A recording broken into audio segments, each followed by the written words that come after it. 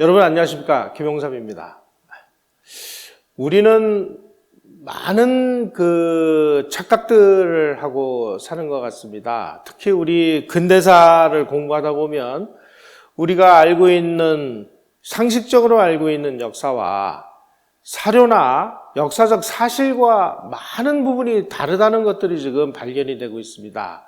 그래서 저희가 이 시간을 통해서 몇 차례 걸쳐서 많은 말씀을 드렸는데, 왜 이렇게 역사적 사실과 지금 우리가 알고 있는 이 사실이 다른 걸까요? 알고 보면 특정한 세력들이 의도적인 목적을 가지고 이 역사적인 사실들을 이상하게 윤색시키거나 변조시키거나 심지어 날조하는 일마저 벌어지고 있습니다. 오늘 말씀드릴 이 헤이그 밀사 사건도 그 중에 아주 하나라고 저는 생각을 합니다. 헤이그 밀사 그러면은, 우리 고종 황제께서 이 나라의 독립을 위해서 정말 압력을 물리치고 비밀리에 밀사를 보내서 우리의 독립을 추진하려고 했는데 실패를 했다. 이렇게. 그리고 고종은 황제에서 쫓겨났다. 이렇게 알고 있습니다. 과연 이게 사실일까요? 그 사실을 우리가 알아보기 위해서 헤이그 밀사 사건의 진실은 무엇인지를 오늘 같이 고민을 나눠보도록 하겠습니다. 대한민국의 멸망의 이유가 무엇이냐라고 얘기하면 일제 침략근성, 대륙을 향한 야용 이런 얘기들을 많이 합니다. 그런데 그것도 없을 수는 없겠죠. 그런데 가장 중요한 이유는 무엇이냐? 대한민국 멸망의 이유는 바로 고종과 민왕후가 계속 실시를 했던 인아거일이라는 이 외교정책 덕분이었다라고 생각을 합니다. 인아거일이 뭐냐? 러시아를 끌어들여서 일본을 물리친다라는 뜻입니다. 이 고종과 민왕후는 1980년대에서부터 영국이나 미국이나 일본과 같은 이런 소위 말하는 이 세계 패권편에 서 있는 세력들이 그토록 우려하는 러시아를 지속적으로 한반도로 끌어들여서 자기네들의 왕권을 유지하려고 하는 정책을 실시를 했습니다. 그것이 인하거일 정책입니다. 이러다 보니까 러시아를 막아야 되는 이 패권 세력 입장에서 보면은, 이거 한국은 지금 이거 뭐 하는 거냐? 너희들 다 러시아 편이구나. 그래, 알았어. 우리가 손 좀 봐야지. 이렇게 돼서 대한제국이 망했다. 러시아하고 손을 잡고 독립을 유지한다는 이 고종의 통치 방식, 이것은 그 당시에 영국과 러시아가 거의 100년에 걸쳐서 그레이트 게임을 펼치고 있는 이 국제정세를 완전히 오판을 해서 나라를 멸망의 구렁텅이로 빠뜨리는 시대착오적인 과대망상이었다. 자, 그러면 헤이그 밀사 사건이라는 건 뭐냐? 고종이 네덜란드 헤이그에서 개최된 제2회 만국평화회의가 있었습니다. 거기에 우리의 밀사 3명을 파견을 해서 일본에 의해서 강제 체결된 을사보호조약의 불법성을 폭로하고 한국의 주권을 회복시켜달라고 열강들에게 호소하자 하는 외교활동의 일환이었습니다. 그런데 알고 보니까 이 헤이그 밀사 사건은 당시에 국제정세로 보면 이런 해석하고는 전혀 다른 일이 벌어지고 있었다는 사실을 우리는 알게 됩니다. 그래서 우리의 진정한 근대사를 공부를 하려면 이 우리의 근대사를 세계사라는 판 위에 올려놓고 우리의 모습을 들여다봐야 이게 정확하게 읽힌다 하는 사실을 말씀드리고자 합니다. 한마디로 헤이그 밀사 사건은 고종이 러시아한테 속아서 그야말로 완전히 헛발질만 하다가 들통이 나가지고 황제 자리에서 쫓겨나서 한일 합방을 앞당긴 전형적인 자해 사건이나 다름없었습니다. 자, 이제 헤이그 밀사 사건을 우리가 이해를 하려면 1905년에 포츠머스에서 열린 러일 전쟁을 끝나기 위한 포츠머스 강화 조약을 들여다볼 필요가 있습니다. 포츠머스 강화 조약에서 러시아하고 일본은 러일 전쟁을 끝내기로 서로 합의를 했습니다. 그러면서 일본이 러시아에게 야, 우리가 전투에서 계속 이겼으니까 너희들 배상금을 내놔. 이렇게 얘기하니까 러시아가 무슨 배상금? 지금 우리가 전쟁을 중간에서 하다가 그만두려고 하는 거지. 우리가 지금 너희들한테 전쟁에서 패했냐? 일본군 너희들이 우리의 수도를 점령했냐? 뭐냐? 어디다 대고 무슨 배상금을 달라고 그래? 야, 배상금 달라고 그러면은 지금 다시 전쟁할 거야.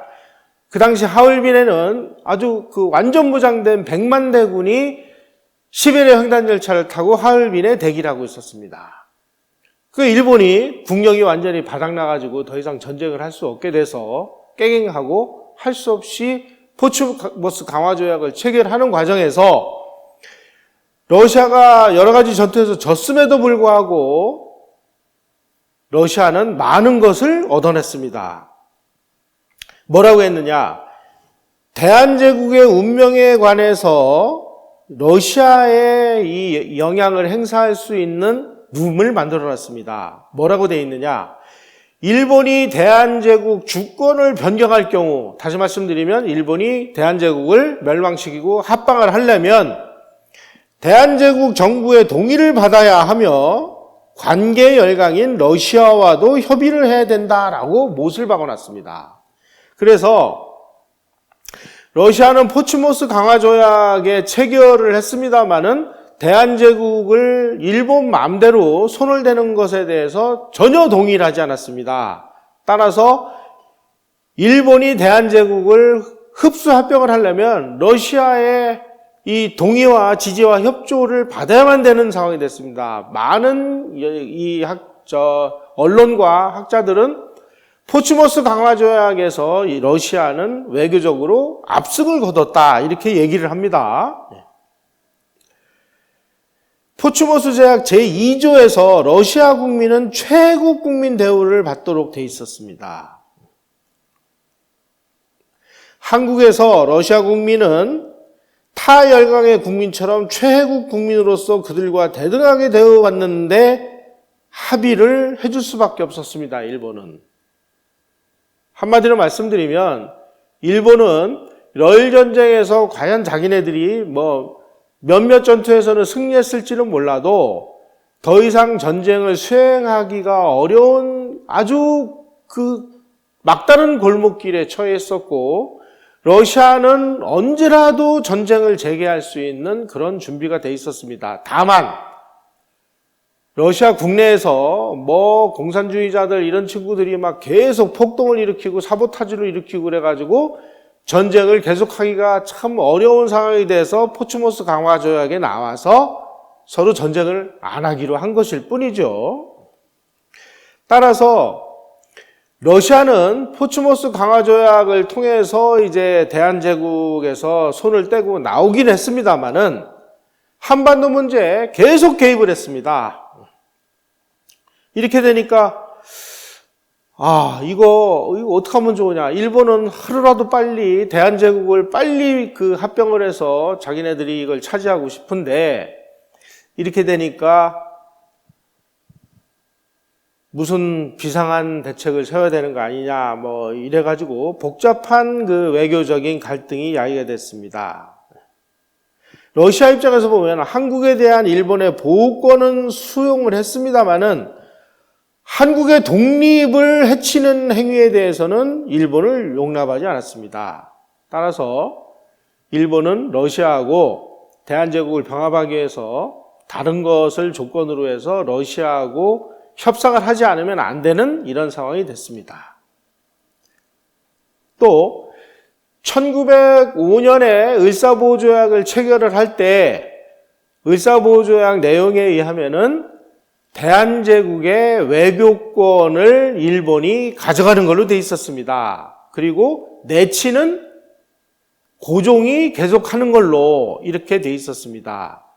이토 히로부미가 고종에게 우리 지금 을사보호조약을 해서 우리가 외교권은 가져갈 건데 내치는 폐하에게 맡기겠습니다 하고 아주 명확하게 약속을 했습니다. 내정은 자치에 맡기니 황제 폐하께서 계속 한국을 다스릴 수 있습니다 라고 얘기를 했는데 을사보호조약에 의해서 서울에 조선 통감이 부임을 하고 조선 통감부가 설치가 되면서 계속 내정 간섭을 하기 시작을 했습니다. 사실 이 문제는 을사보호조약 체결 과정에서 이완용이라는 사람이 제일 먼저 제기했던 문제입니다. 아니 일본 당신들이 말이야 을사보호조약을 체결해서 외교권만 가져간다고 돼 있는데 내정권에는 간섭을 안 한다라는 것을 명문화해야 된다라고 얘기를 하니까 이토 히로부미가 그거는 명문화할 수 없어. 그 대신 구두로는 약속해 줄 수 있어. 그런데 외교적인 상황에서 구두 약속이 무슨 필요가 있습니까? 결국 이 문제가 현실로 대두된 것입니다.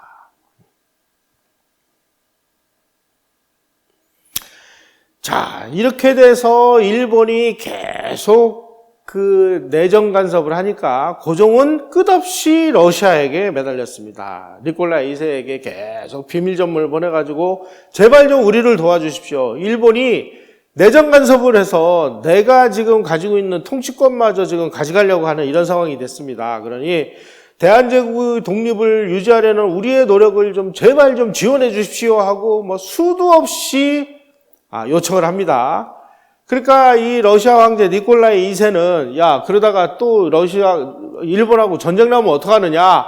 저 고종이 자꾸 저 철모르는 부탁을 하는데 앞으로 그런 얘기 입도 뻥끗하지 못하도록 해. 고종 황제에게 러일 전쟁 패전 이후 혁명 세력의 확장으로 더 이상 대한제국을 도와줄 수 없다는 전문을 보내라. 귀찮으니까. 이렇게까지 외무성에다 지시를 했습니다. 그리고 1906년 러시아 외무상은 그 당시에 이제 대한제국의 러시아 영사가 부임해 왔는데 플란손이라는 영사입니다. 이 플란손 영사에게 뭐라고 훈령을 내렸느냐? 지금 고종이 러시아 정부에다가 아주 전폭적인 믿음을 보이고 있는데 저 사람이 말이야 실현 불가능한 기대를 가지고 우리한테 자꾸 우리를 보호해달라 일본과 어떻게 해달라 일본에게 압력을 넣어달라 이런 얘기를 자꾸 부탁을 하는데 일본과의 사이가 악화되지 않도록 어떠한 약속도 하지 마라 이렇게 훈령을 내립니다. 자, 이렇게 돼서 러시아하고 일본은 대한제국의 이 문제를 어떻게 할 거냐 하는 걸 가지고 비밀 협상을 시작을 했습니다. 1907년 3월에. 자, 러시아하고 이제 일본이 만주를 어떻게 할 거냐. 대한제국은 이제 일본이 보호하고 있으니까 만주를 가지고 이렇게 하자 저렇게 하자. 우리가 만주를 이만큼을 러시아 당신들에게 이권을 인정하겠으니까 대한제국을 빨리 우리한테 넘겨라. 이런 이제 비밀 협상이 벌어지고 있는데 이게 서로 타협이 안 되는 거예요. 일본은 제발 빨리 우리가 지금 대한제국을 우리가 좀 합병할 수 있게 좀 동의 좀 해줘. 그러니까 러시아가 우리는 그렇게는 못해 하고 계속 이제 충돌이 벌어지니까 러시아 황제가 일본 이놈들 안 되겠구나. 우리가 일본을 좀 한 방 먹여야 되겠는데 좋은 카드가 없을까? 가만히 보니까 이 고종이 세상 돌아가는 물정 모르고 계속 자기네들 도와달라고 얘기를 하거든요. 그러니까 이 니콜라이 2세가 저 순진한 고종을 동원해서 일본을 한 방 먹여라. 이렇게 얘기가 지시가 됐습니다. 그래서 러시아하고 일본의 이 비밀 협상이 교착 상태에 빠지니까 비밀리에 고종에게 지금 네덜란드 헤이그에서 만국 평화회의라는 게 열리는데 그 만국 평화회의에 너희들 특사를 보내면 우리가 평화회의에 우리가 의장국이거든. 그러니까 당신네들 대표가 헤이그에서 내정 간섭을 하고 있는 이런 내용들을 폭로할 수 있도록 우리가 도와줄 테니까 니네 밀사 보낼 생각 있어 없어? 그러니까 고종이 보내겠습니다 하고 나왔습니다. 그래서 고종이 그러면 우리가 이 기회에 밀사를 보내서 네덜란드에 가서 일본이 지금 내정 간섭을 하고 있는 내용들을 이 열강들에게 폭로를 해서 우리의 독립을 실현하자 이렇게 해가지고 자 우리가 이제 보내겠습니다. 그러니까 도와주십시오. 그래가지고 밀사를 보내서 러시아 측에 전폭적인 그 협조를 요청합니다. 그러니까 러시아가 오케이.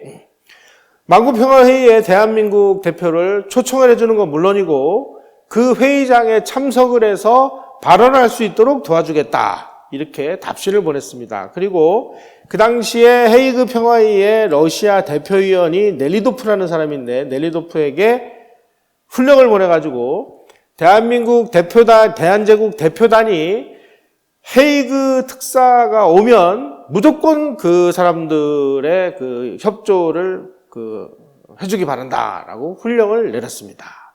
그래서 고종은 니콜라이 2세의 그 호의만 믿고 밀사를 파견하죠. 이준 열사, 이종 열사 뭐 이런 사람들을 이제 보냅니다. 이상설 열사.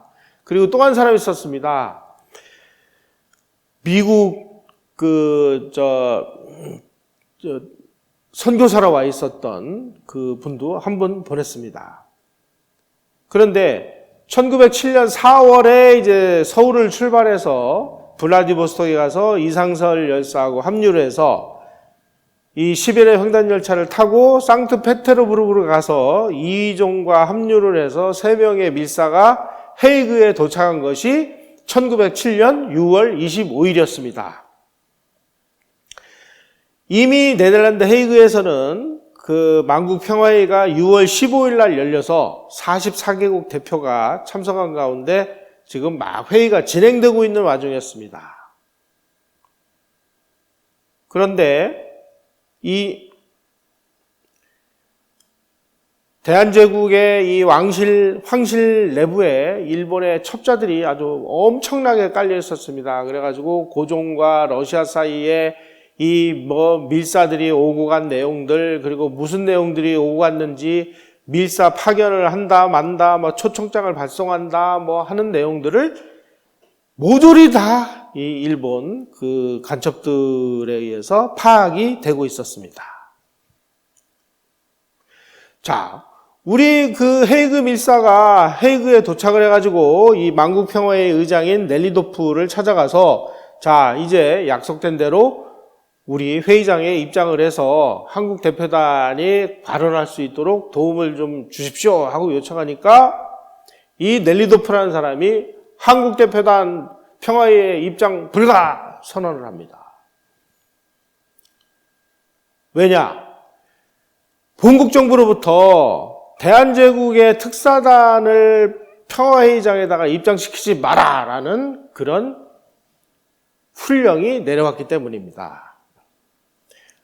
알고 보니까 헤이그 밀사가 이 네덜란드로 가는 그 중간에, 그러니까 6월 21일 날로 지금 나와 있습니다.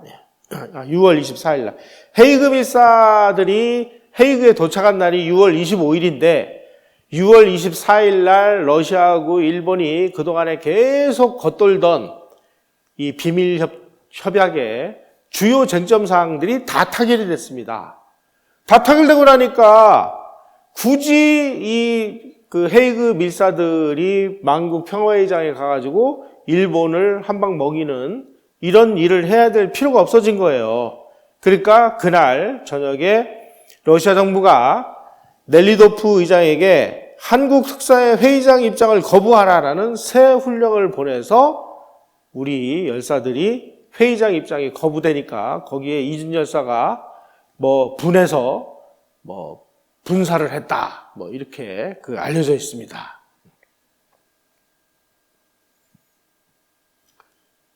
자, 러시아하고 일본이 이제 그 만주와 대한제국의 이권을 놓고 서로 합의가 됐으니까 우리 헤이그 밀사들은 낙동강 오리알 신세가 된 것이죠. 모든 사항을 일본은 지금 다 손바닥 들여다보듯이 보고 있었습니다. 그리고 러시아하고 일본이 비밀 협상이 다 타결이 되니까 러시아 정부가 일본에다가 지금 대한제국의 고종 황제가 당신네들의 그 내정 간섭을 폭로하기 위해서 밀사 3명을 보내가지고 지금 밀사가 헤이그에 지금 도착해 있는데 우리가 압력을 넣어가지고 이 헤이그 밀사가 만국평화회의장에 입장하지 못하도록 우리가 막았으니까 당신네들이 알아서 처리를 하시오 라고 러시아 정부가 일본 정부에다가 다 정보를 제공을 했습니다.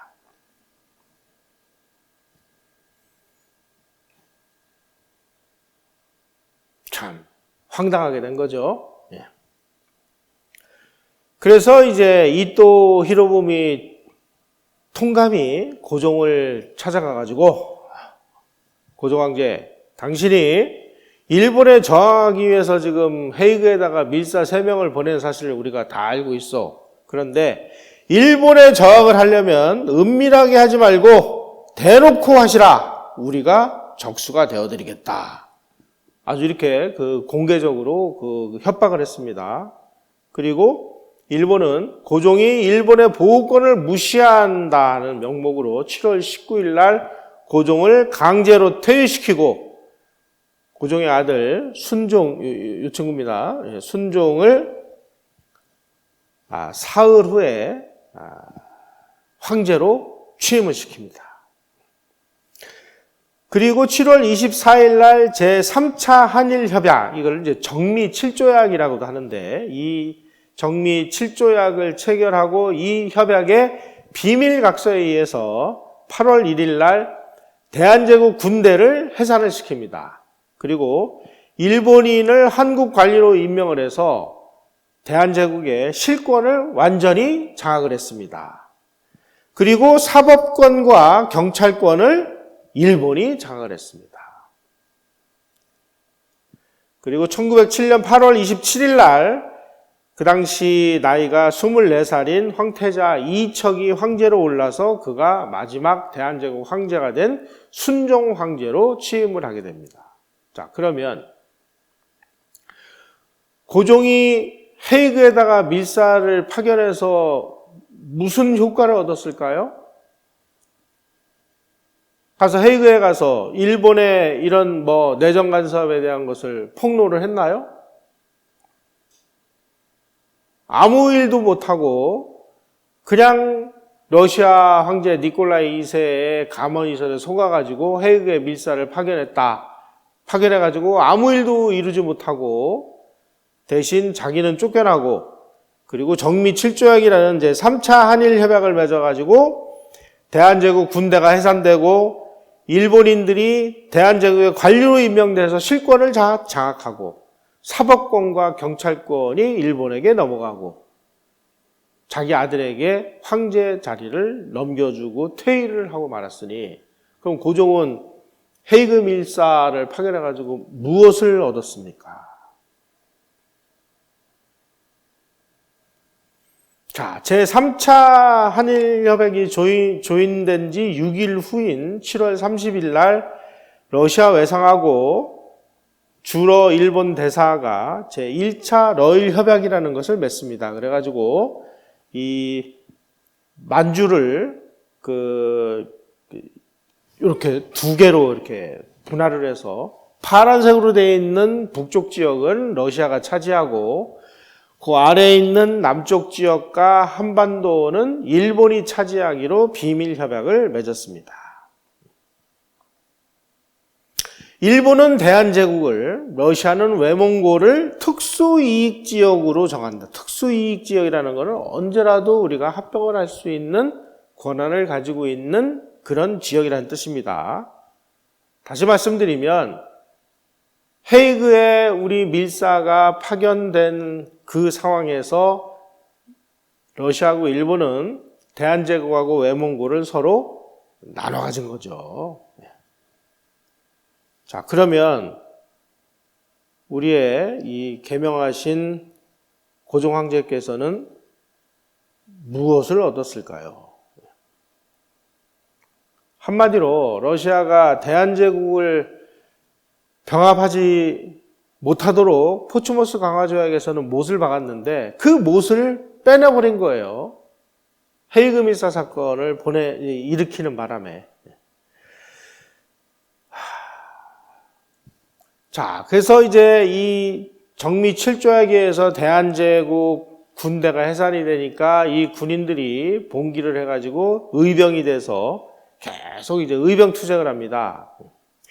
1907년에 대한제국 군대가 해산당한 상황서부터 1910년 8월 말에 우리 대한제국이 일본에게 병합이 될 때까지 우리 의병들이 일본군하고 2819회의 전투를 벌였습니다. 그리고 우리 의병이 41,603명이 참여를 했고, 통계에 의하면 1906년부터 1911년까지 6년간 일본군이 우리 의병을 17,779명을 사살했다, 이렇게 나와 있습니다. 이 동안 우리 고종은 뭘 했습니까? 한마디로 일본과 러시아 사이에서 계속 이용만 당하다가 러시아하고 일본이 비밀 협약을 맺으면서 완전히 토사구팽을 당한 거죠.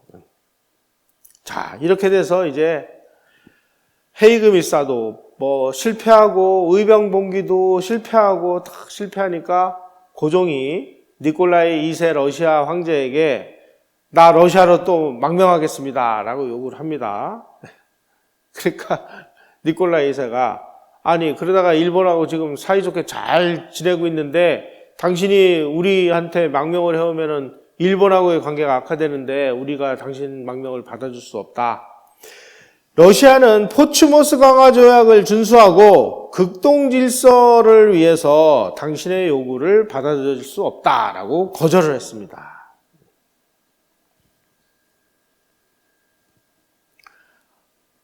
한 나라가 다른 나라를 식민 지배하기 위해서는 많은 투자가 필요합니다. 예를 들어서 일본이 조선에 와가지고 조선에 무슨 광산에 있는 광물 자원을 캐간다 생각을 해보시죠. 그러면은 우선 광산을 개발해야죠. 광산을 개발하기 위해서는 굴을 파고 거기다가 사람들을 집어넣어가지고 광석을 생산해서 그 생산된 광석을 일본으로 실어가기 위해서 한국까지 실어내려면은 철도 도로가 필요하죠. 그리고 배를 들이댈 수 있는 항만이 필요하죠. 여기에 따르는 기술자가 필요하죠. 작업 인부가 필요하죠. 이 사람들에게 가서 생산을 할 수 있는 기술 교육을 시켜야죠. 이거 어마어마한 투자가 들어가는 겁니다. 한 나라가 다른 나라의 자원을 착취 약탈하기 위해서는 선행 투자가 상당히 필요한데 그 당시에 일본 정부는 이런 것들을 준비하기 위해서 많은 노력을 했습니다. 그래서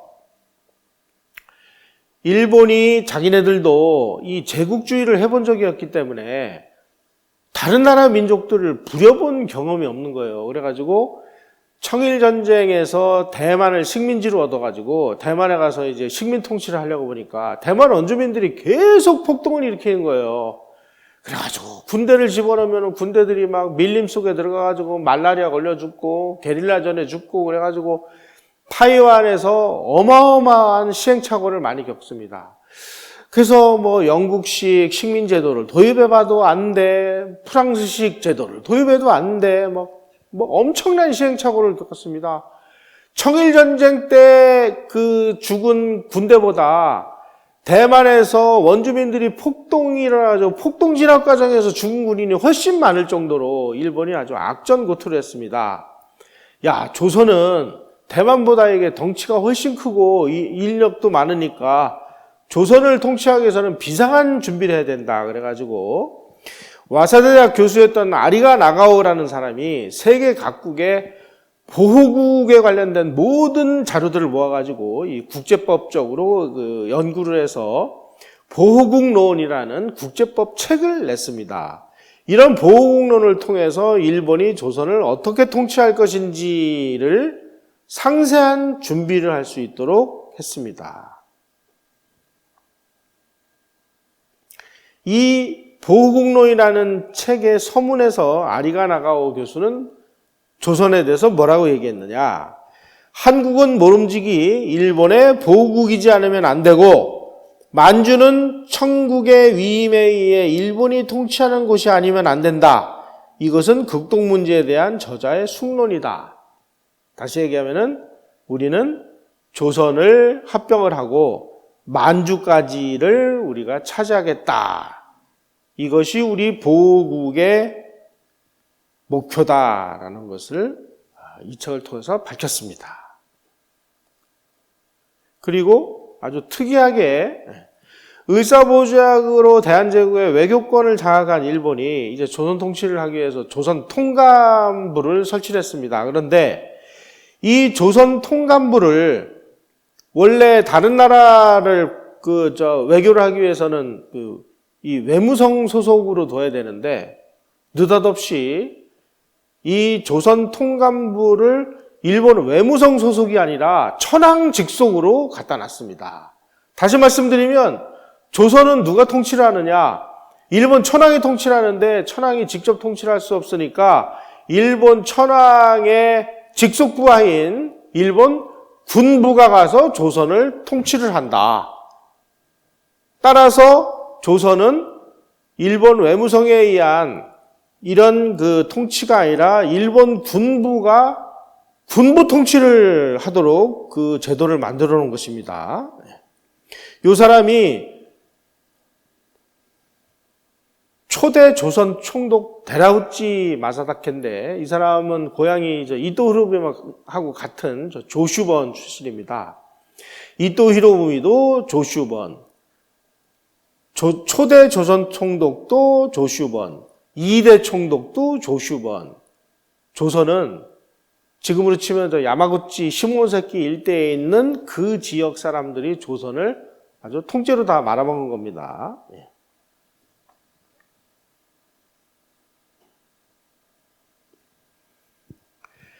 러일 전쟁에서 그야말로 그 나라가 망할 지경까지 정말 엄청난 돈을 투입을 해서 싸운 그 일본은 자기네들이 1년치 본국정부 예산의 8배 정도를 또 빚을 내왔대요. 해외에서. 근데 이 빚은 러시아로부터 배상금을 받아서 갚기로 했는데 러시아가 배상금을 한 푼도 안 주는 바람에 일본이 이 배상금에 대한 원금과 이자를 갚기 위해서 정말 아주 허덕허덕했습니다.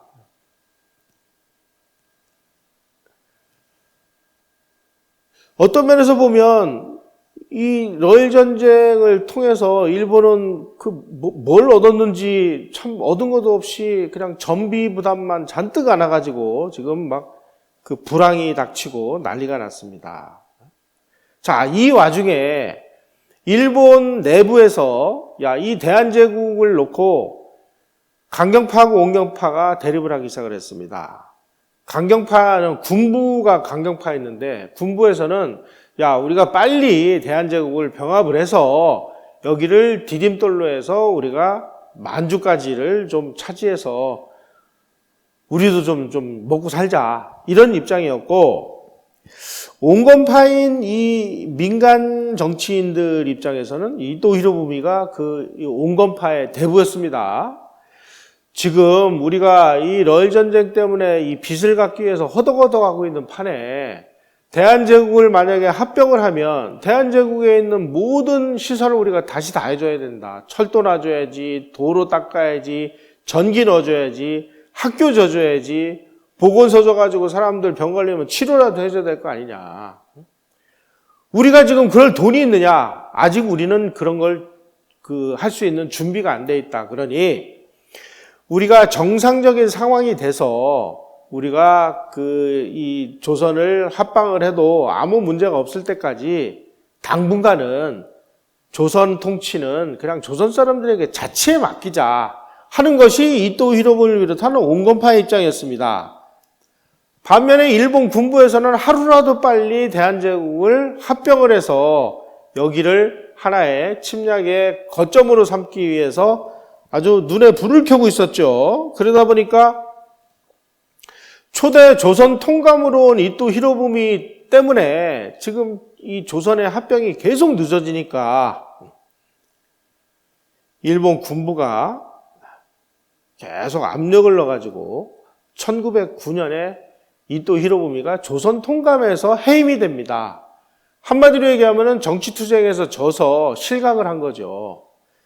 그래가지고 이 조선 통감에서 쫓겨난 이 이토 히로부미를 그 당시 일본 총리인 가스라 다로 총리인데 이 사람이 불러가지고 이토 히로부미에게 아니 이토 선배님 조선 병합을 반대하지 마십시오. 반대하면 이거 여러 가지 문제가 복잡해집니다. 그러니까 이토 히로부미가 한국 병합에 나는 이의 없다. 그러니까 너희들이 뭐 마음대로 하려면 해라. 그래서 이토 히로부미는 정치적으로 완전히 매장당한 상황이었습니다. 자, 이렇게 이토 히로부미를 실각을 시켜서 정치적으로 몰락을 시킨 다음에 1909년 7월 6일 날 일본 총리 가스라다로하고 고무라 외상이 한국 병합에 관한 건을 가지고 천황의 재가를 얻었습니다. 1909년 7월에 이제 한국은 이제 병합을 하겠다라고 천황에게 결재를 받은 겁니다. 이 와중에 심각한 일이 벌어졌습니다. 일본이 만주를 이렇게 차지하려고 하니까 만주에 아주 큰 관심을 가지고 있던 나라가 미국이었습니다. 미국이 일본 너희들 맘대로 말이야 러시아하고 무슨 합의해가지고 만주를 니네끼리 나눠가죠. 우리도 좀 한 수저 놔야 되겠는데 너희들 뭐 하는 거야 하고 시비를 걸기 시작을 했습니다. 그러다 보니까 일본이 미국의 이 간섭을 막기 위해서 러시아하고 제2차 러일 협약을 추진하게 됩니다. 그래서 미국의 이 간섭을 러시아하고 일본이 힘을 합쳐서 이제 막는 이런 상황이 벌어졌습니다. 그때 미국은 만주는 우리의 제2의 섭으로 만들어가지고 우리 미국 상품도 갖다 팔고 미국인들도 좀 보내서 만주를 우리의 어떤 활동 공간으로 좀 만들자라는 생각을 가지고 있었습니다. 그래가지고 이런 정책을 문호개방 정책이다라고 얘기를 해서 미국이 만주에 뭔가 간섭할 수 있는 이런 자리를 마련하기 위해서 일본에다가 계속 압력을 넣으니까 일본이 러시아를 끌어들여서 빨리 뭔가 지금 협약을 맺으려고 추진을 했습니다. 미국은 일본이 만주를 전부 석권하려고 하니까 그러지 말고 여기 있는 이 만주에 있는 모든 철도들을 전부 중립화하고 그리고 우리가 서로 사이좋게 어느 나라가 배타적인 권리를 행사하는 만주가 아니라 일본 너희들도 와서 장사하고 러시아 니네들도 와서 장사하고 우리도 가서 비즈니스를 할 수 있는 그런 공간을 만들자 이렇게 얘기하니까 일본은 만주는 우리가 차지해야 되는데 미국이 자꾸 이제 시비를 걸고 그러니까 이러다가 자칫하면 큰일 나겠구나 그래가지고 러시아를 끌어들여서 제2차 비밀협약을 맺기 시작을 합니다. 제2차 비밀협약 과정에서 1910년 4월부터 교섭을 시작해서 같은 해 7월 4일 날 제2차 러일 협약을 체결하는데 그리고 8월 달에 한일 합방이 되죠. 바로 이 제2차 러일 협약 추진 과정에서 러시아 외상이 일본 공사에게 러시아는 일본의 한국 병합을 반대하지 않는다라고 약속을 해줬습니다. 그제서야 일본은 대한제국을 합병할 수 있는 러시아의 약속을 얻어낸 것입니다.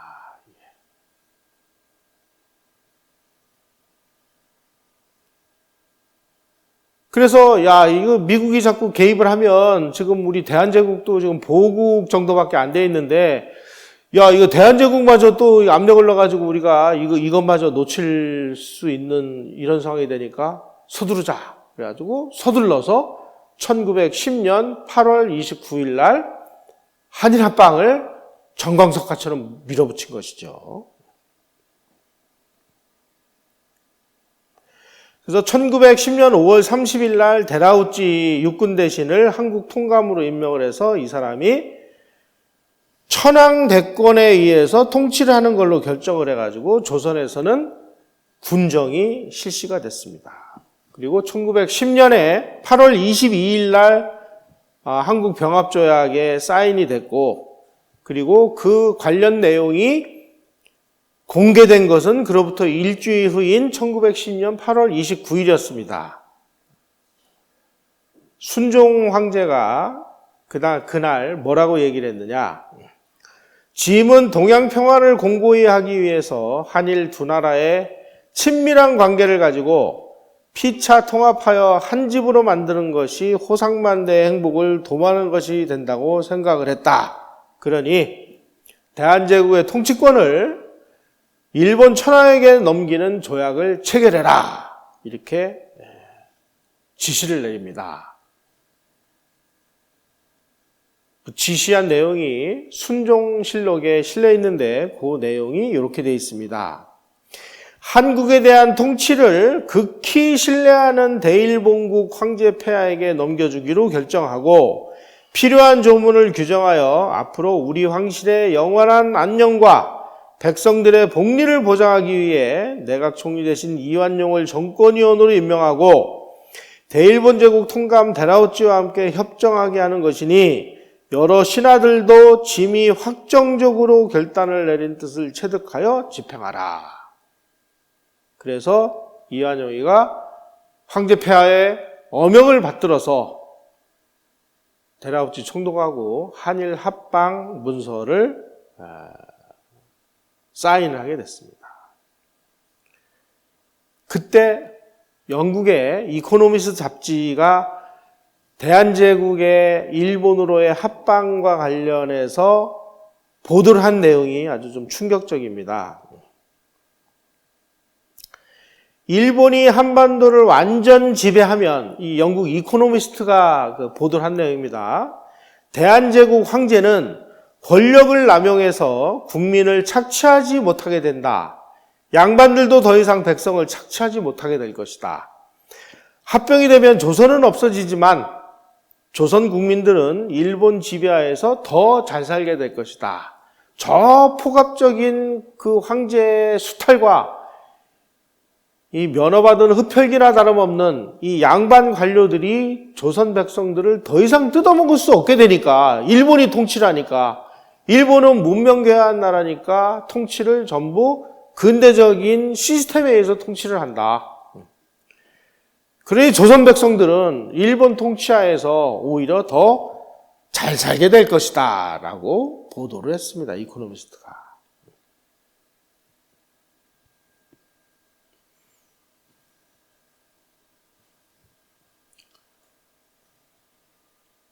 조선의 황실이 합방이 되면서 이왕가로 격화가 돼서 이 왕가가 일본 천황 밑으로 들어가고, 이 이왕가라는 이 왕실을 지원하기 위해서 이왕직이라는 기구가 만들어졌습니다. 그 이왕직에다가 일본 정부는 연간 150만 엔, 이때 이 150만 엔은 어마어마한 돈이었습니다. 돈을 일본 조선 왕족들이 먹고 살 수 있도록 매년 돈을 줍니다. 그래가지고 조선의 마지막 황제, 순종 황제, 그리고 고종 황제, 이 두 사람은 일본 정부가 주는 막대한 이 은사금을 가지고 안락하게 살았다. 그래서 조선의 왕공족은 일본 황족에 준하는 대우를 받았다. 그리고 병합에 협조한 고위관리 76명을 조선 귀족으로 봉하고 이 사람들에게 연금을 줬다. 일본 황제는 3천만 원에 달하는 거액의 은사금을 조선 귀족과 그 한국 관리와 양반 유생들에게 뿌렸다. 그래가지고 제가 확인한 바에 의하면은 서울대에 규장각이라는 큰 그 조선 그 황실의 문서가 규장각에 다 가 있는데, 그 규장각에 가보면 이때 거액의 은사금을 받은 조선 귀족과 한국 관리 양반 유생들이 일본 총독이시여 뭐 만수무강하소서, 뭐 우리에게 이러한 엄청난 뭐 은사금을 주시고 어쩌고 저쩌고 막 그야말로 입에 침이 마도록 칭찬한, 조선을 합병을 해줘서 정말 고맙다라고 막 그 감사의 편지를 쓴 게 산더미처럼 쌓여있다.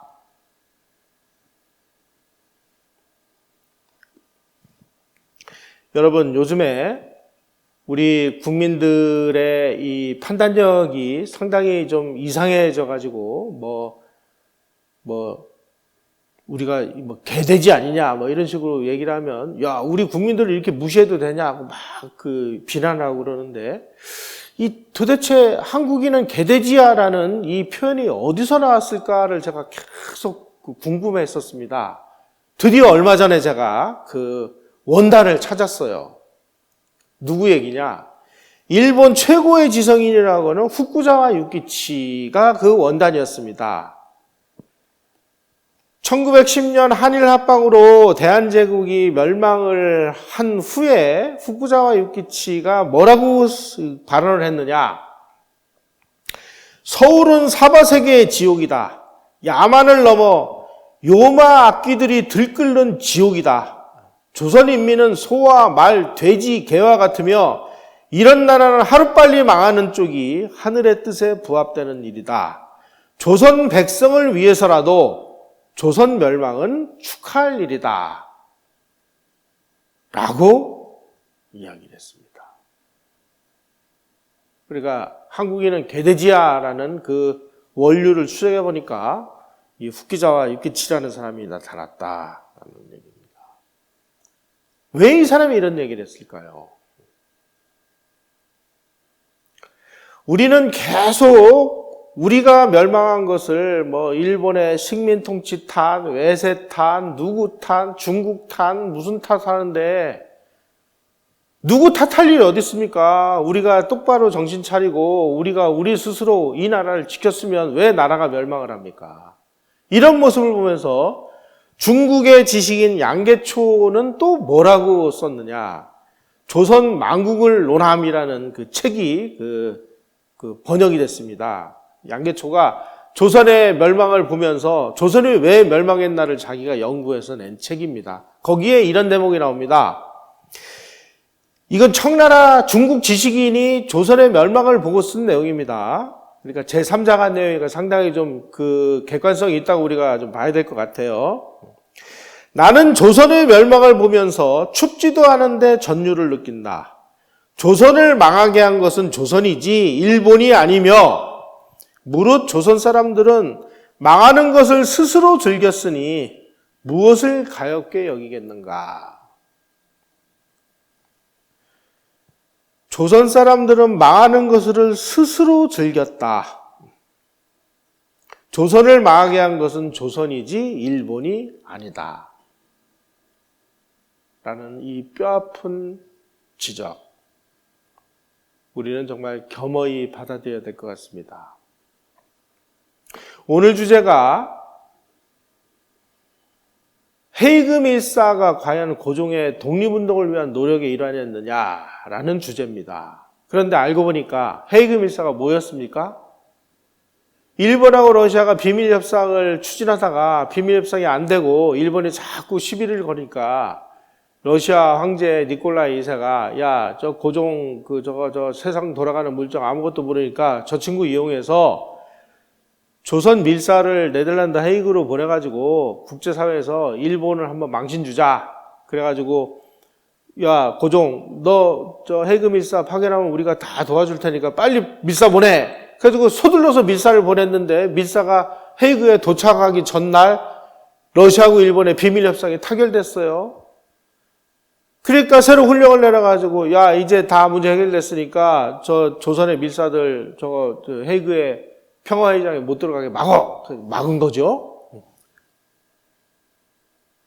고종은 헤이그에다가 밀사 파견해서 뭘 얻었습니까? 일본은 그걸 다 보고 있다가 헤이그에다가 밀사를 파견하는구나. 저거 러시아하고 다 또 놀아나네. 저 친구 저거 뭐 정신 차린 줄 알았더니 또 저 모양이네. 그래서 헤이그에 밀사가 가 있는 상황에서 러시아하고 일본이 비밀 협상에 타결돼서 이제 서로 전리품을 나눠 가지고 난 다음에 그 다음에 고종을 황제단에서 축출하고 정미 7조약을 맺어 가지고 대한제국의 모든 행정권을 다 뺐고 군대 해산시키고 사법권 뺐고 경찰권 뺐고 마지막으로 군대까지 해산시켜서 대한제국을 완전히 없애버리는 그 고속도로를 놔준 사람이 누구냐? 고종이고 헤이그 밀사 사건이라는 거예요.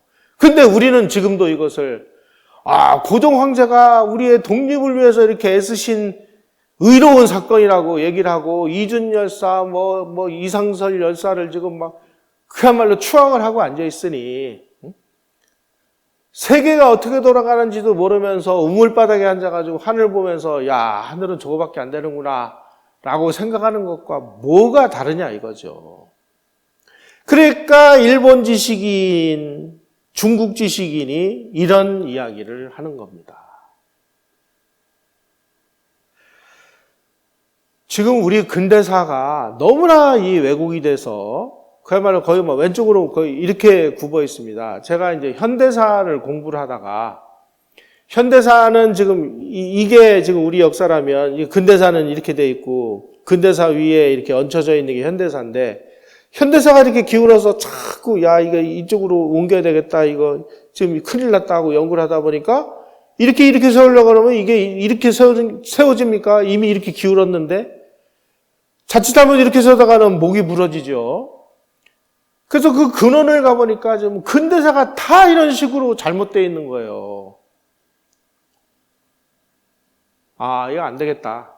근대사를 우리가 빨리 들여다봐가지고 근대사에 대한 객관적인 역사적 사실이 무엇인가를 우리가 빨리 공부를 해서 우리 국민들이 계몽각성하도록 우리가 알리는 것이 가장 중요하겠구나 해서 제가 오늘 드리는 말씀이 헤이그 밀사 사건입니다. 이거 이외에도요, 지금 너무나 많은 주제들이 우리가 잘못 알고 있거나 오해하고 있거나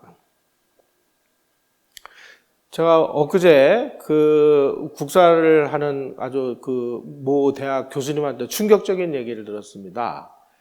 우리 역사학계에 아주 민족주의 그 사학의 아주 그 핵심 원류라고 하는 그 단재 신채호라는 분이 계신데 그분이 중국에서 중국 국적을 취득하고 중국인이 됐더라고요. 그런데 우리가 그분을 모셔다가 그 유해를 모셔다가 한국에다가 이장을 시키기 위해서 이분을 그 유해를 그 파오려고 하니까 이 사람은 국적이 중국인이잖아요. 그래서 외교적으로 굉장히 심각한 문제가 벌어졌었습니다. 그런데 그런 중국인이 지금 우리의 독립운동에 아주 최선봉에 섰던 사람이라고 추앙을 하고 있어요. 중국 국적을 취득했다는 건 뭡니까?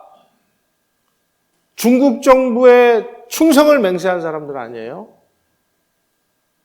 지금 우리가 좀 독립운동도 정말 한두 가지 손댈 게 아니고요.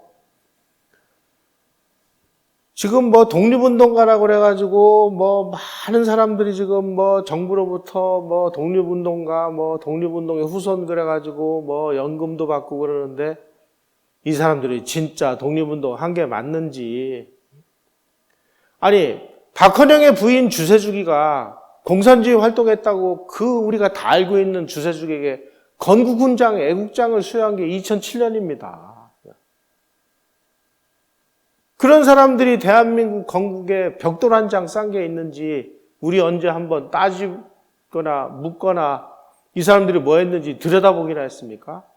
아무도 모르는 사이에 이런 식의 역사 왜곡이 집단적으로 이루어지고 있다는 이런 사실을 제발 이 방송을 보는 분들은 좀 깨닫고 우리 역사관의 정립이 없이 이 기울어진 나라를 절대로 일으켜 세우는 것은 불가능합니다. 공부하는 것이야말로 이 비극을 우리가 이길 수 있는 지름길이 아닌가 생각이 됩니다. 헤이그 밀사 사건, 오늘 강의를 한번 들어보신 내용과 우리 지금 상식적으로 알고 있는 내용과 우리 교과서에 헤이그 밀사 사건이 뭐라고 써 있는지를 한번 비교해 보시기를 바랍니다. 감사합니다.